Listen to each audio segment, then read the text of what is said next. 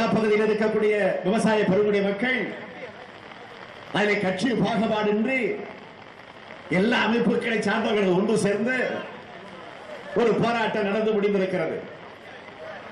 அடுத்து தலைவர் கலைஞர் அவர்கள் விவசாயம் நடத்தக்கூடிய அடுத்த கட்ட போராட்டத்திற்கு ஆதரவு உண்டு என்று அறிவித்திருக்கிறார். ஆகவே அந்த போராட்டத்தை நடத்த நாம் திட்டமிட்டிருக்கிறோம்.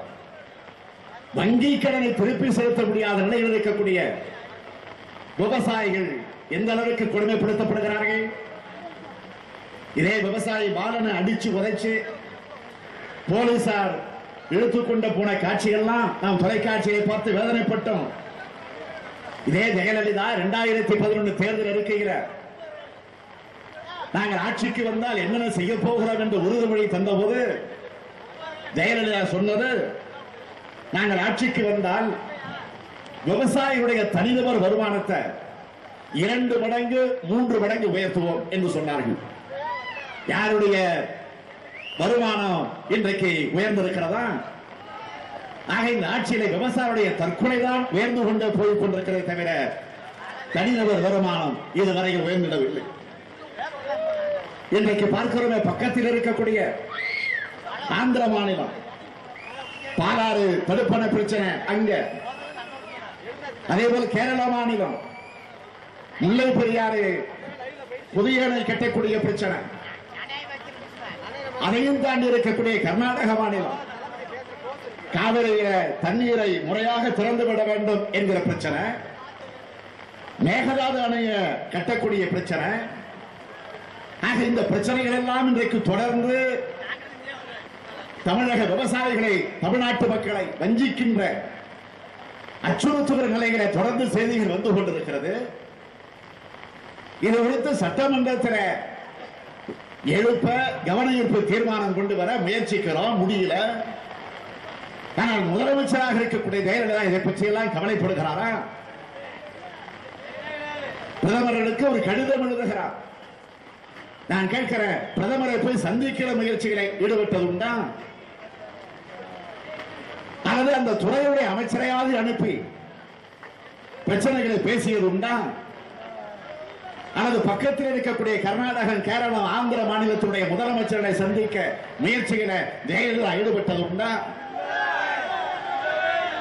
இன்றைக்கு அந்த மாநிலத்தில் இருக்கக்கூடியவர்கள் எல்லாம் ஒரு பிரச்சனை என்று சொன்னால் கட்சிகளை மறந்து, அரசுகளை மறந்து, எந்த கட்சியை சார்ந்தவர்களாக இருந்த ஆளுங்கட்சி எதிர்கட்சி என்று பார்க்காமல் அத்தனை பேரும் ஒன்று கொடுக்கிறார்கள். முதலமைச்சருடைய தலைமையிலே ஒன்று கொடுக்கிறார்கள்.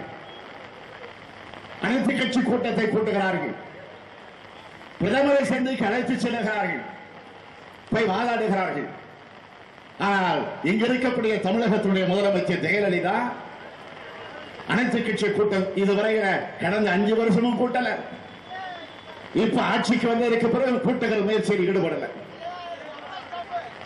சட்டமன்றத்தில் தீர்மானம் கொண்டு வருகிற அந்த நிலையாவது இன்றைக்கு இந்த ஆட்சி எடுக்கிறது என்றால் அதுவும் கிடையாது.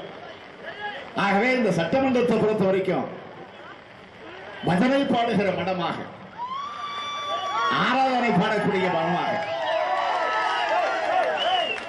அம்மையார் ஜெயலலிதா அவர்களுக்கு ஜால்ரா போடுகிற மடமாக இன்றைக்கு சட்டமன்றம் மாறிக்கொண்டிருக்கிறது சொன்னால் நான் கேட்கிறேன், ராமதேவன் அவர்கள் அவர் படுகொலை செய்யப்பட்டு எத்தனை ஆண்டுகளாக இருக்கிறது? இதுவரையில முறையான விசாரணையை இந்த ஆட்சி நடத்துகிற யோகியதையை பெற்றிருக்கிறதா? நான் கேட்கிறேன், எதுவும் கிடையாது. திருட்டுகள் இரவில தான் நடக்கும், பார்த்திருக்கிறோம். ஆனா இந்த ஆட்சியில பகல்லையே நடக்க ஆரம்பிச்சு முடிவு கட்டுகிற இதற்கெல்லாம் ஒரு நல்ல விடிவு காலத்தை ஏற்படுத்தி தரக்கூடிய சூழலை ஏற்படுத்துவதற்கு நாம் தயாராக இருப்போம். அப்படி தயாராக இருக்கக்கூடிய களம்தான் வரவிருக்கக்கூடிய உள்ளாட்சி அமைப்பினுடைய தேர்தல்.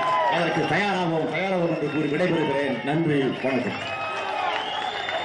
எதிர்க்கட்சியை சார்ந்த 80 பேர் ஒரே நாளில் இடைநீக்கம் செய்யப்பட்டது தமிழக அரசியல் வரலாற்றில் ஒரு கரும்புள்ளி.